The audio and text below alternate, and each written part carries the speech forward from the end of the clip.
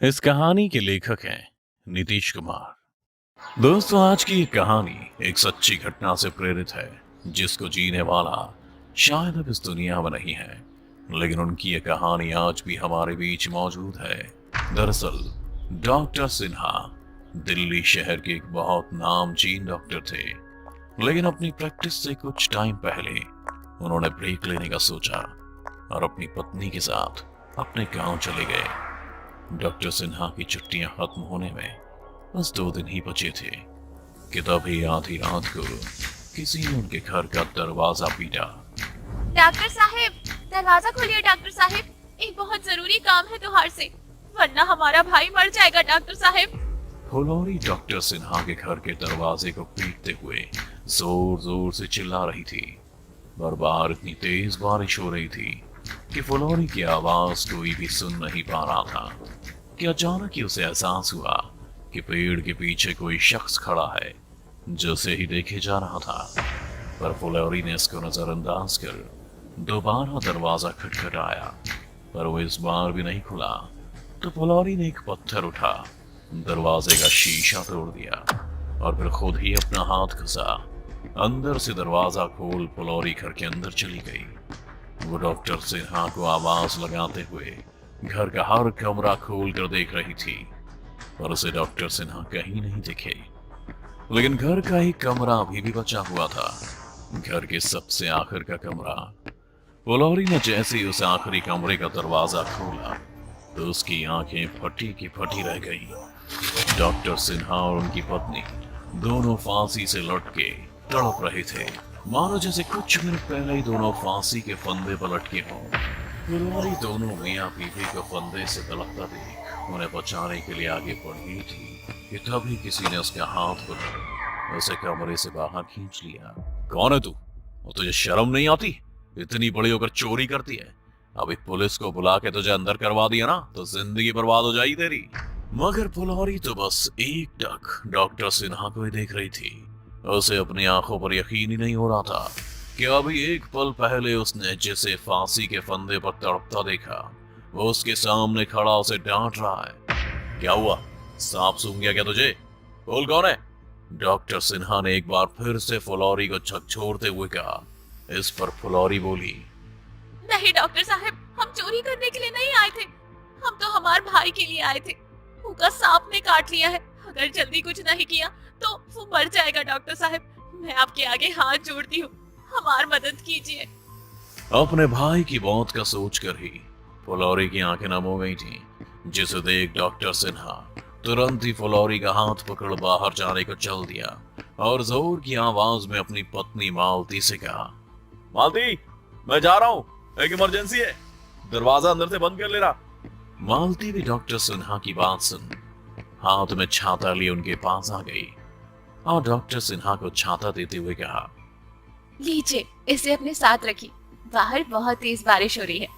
फुलौरी ने जब मालती को बोलते देखा तो एक बार वो फिर से चौंक पड़ी, क्योंकि उसने जिस औरत को फांसी के फंदे से झूलते देखा था वो मालती ही थी, जिसकी आंखों के सामने डॉक्टर सिन्हा को अपने हाथों से छाता दे रही थी। डॉक्टर सिन्हा ने भी तुरंत छाता लिया और अपनी कार में बैठ गए। कहाँ है तुम्हारा घर? यही रास्ते में जो पहला गांव पड़ता है। डॉक्टर सिन्हा फुलौरी की बात सुन तेज बारिश में चल दिए। बरसात इतनी तेज थी कि बाहर का कुछ दिखाई नहीं दे रहा था, मगर फिर भी डॉक्टर सिन्हा बहुत हिम्मत कर कार चला रहे थे। और कुछ देर बाद ही डॉक्टर सिन्हा फुलौरी के घर के बाहर खड़े थे। घर के बाहर भीड़ बहुत पहले से खड़ी थी, जिसे देख फुलौरी के दिल में डर पनपने लगा था। उसकी आंखें नम हो गई थी। उसने अभी कार के बाहर कदम ही रखा था कि घर के अंदर से रोने की आवाज आने लगी। तभी डॉक्टर सिन्हा ने सबसे चिल्लाते हुए कहा, शांत हो जाइए आप लोग, मुझे एक बार देख लेने दीजिए। सबसे कहते हुए डॉक्टर सिन्हा जब फुलौरी के भाई को देखते हैं तो उसका सारा शरीर नीला पड़ रखा था। कितनी देर पहले काटा था इसे आपने? डॉक्टर सिन्हा का सवाल सुन भीड़ में एक शख्स ने कहा, 1.5 साल पहले। क्या? डॉक्टर सिन्हा ये सुनते ही चौंक गए, पर इससे पहले वो कुछ कह पाते फुलौरी बोली, डॉक्टर साहब, 1.5 घंटा पहले काटा है, आप जल्दी कुछ कीजिए ना, फुलौरी की बात सुन डॉक्टर सिन्हा ने जैसे ही फुलौरी के भाई को छुआ तो बर्फ की तरह ठंडा पड़ा था, मानो जैसे वो मरा पड़ा हो, पर वो बेहोशी में कुछ बड़बड़ाए जा रहा था। इस पर डॉक्टर सिन्हा ने तुरंत अपने बैग से एक इंजेक्शन निकाल फुलौरी के भाई को लगा दिया और कुछ गोलियां फुलौरी को थमाते हुए बोला, आप लोग चिंता मत करिए, अब आपका लड़का बिल्कुल ठीक है।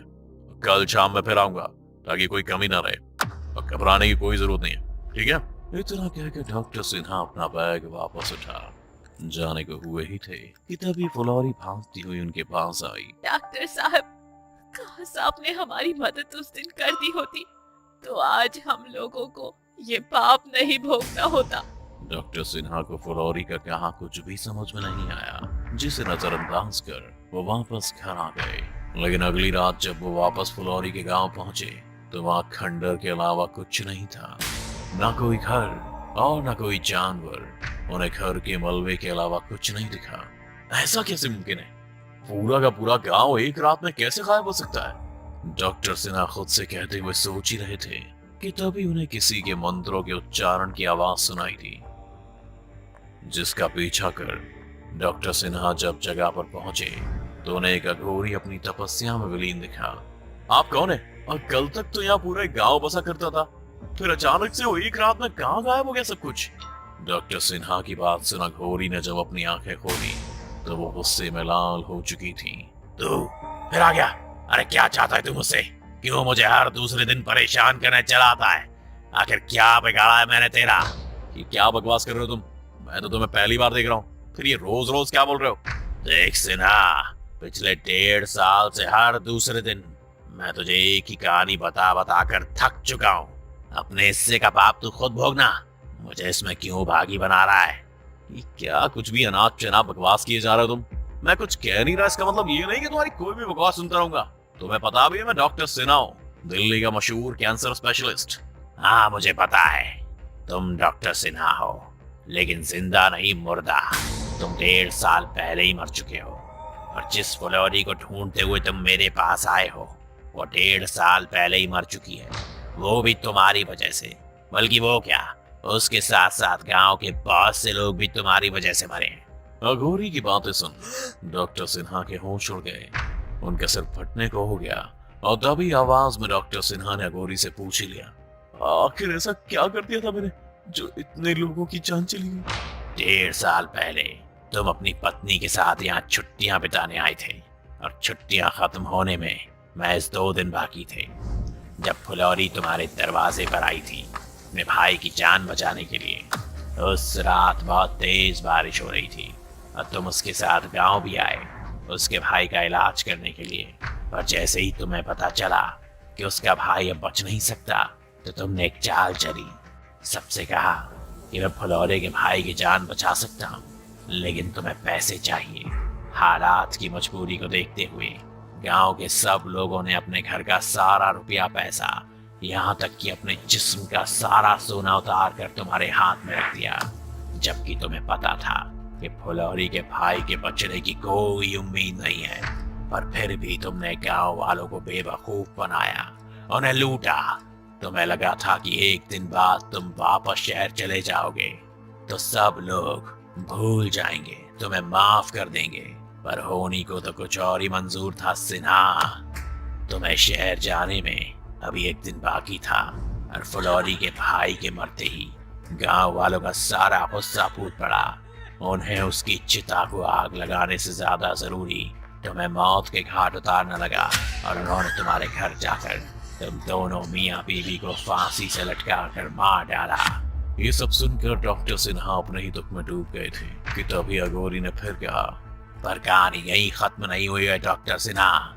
मरने के बाद तुम्हें इस बात का गुस्सा था कि गांव वालों ने तुम्हारे साथ गलत किया है, इसीलिए तुम्हारी आत्मा ने पूरे गांव में आतंक मचा दिया। तुम लोगों को मारने लगे, फुलौरी को भी तुमने ही मारा था। बेचारी को कुएं में धक्का दे दिया और वो डूब कर मर गई। तब मुझे तुम्हारी आत्मा को शांत करने के लिए बुलाया गया, पर कुछ गलत मंत्र पढ़ने के कारण तुम मेरे ही गले पड़ गए। अब जाओ यहाँ से। अगर तुम्हें अभी भी मेरी बात पर यकीन नहीं है तो अपने घर में जाकर देख लो, तुम्हें खुद ब खुद सारी असलियत पता चल जाएगी। अघोरी की बात सुन डॉक्टर सिन्हा चौंक गए थे, पर उन्हें अघोरी की बात पर अभी भी 100% यकीन नहीं था। इसीलिए वो तुरंत ही वापस घर जाने को हुए थे कि अचानक ही तेज बारिश शुरू हो गई। और जब वो घर पहुंचे तो देखा फुलौरी उनके घर का दरवाजा पीट रही है। फुलौरी को दरवाजा पीटते देखा तो वो खुद ही एक पेड़ के पीछे छिपकर उसे देखने लगे। डॉक्टर साहब, दरवाजा खोलिए डॉक्टर साहब, एक बहुत जरूरी काम है त्योहार से, वरना हमारा भाई मर जाएगा डॉक्टर साहब। इतना कहकर फुलौरी ने एक पत्थर उठाकर दरवाजे का शीशा तोड़ दिया और खुद ही दरवाजा खोल फुलौरी घर के अंदर चली गई। और डॉक्टर सिन्हा पीछे से फुलौरी को ये सब करते हुए देख रहे थे। फुलौरी भी हर कमरे का दरवाजा खोल डॉक्टर सिन्हा को ही ढूंढ रही थी।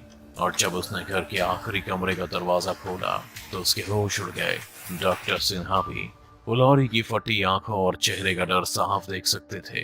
उन्होंने भी आहिस्ता कदमों से जब अपने कमरे के अंदर देखा तो उनके पैर भी चम से गए। अघोरी का कहा सब सच था।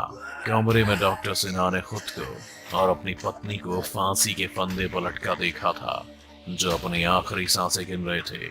दोस्तों, इस कहानी को सामने लाने वाला कोई और नहीं बल्कि अघोरी ही है, क्योंकि अघोरी के गलत मंत्रों के कारण ही डॉक्टर सिन्हा अपनी कहानी भूल जाते हैं और आज भी फुलौरी को ढूंढते हुए अघोरी के पास आते हैं उनसे अपनी कहानी जानने।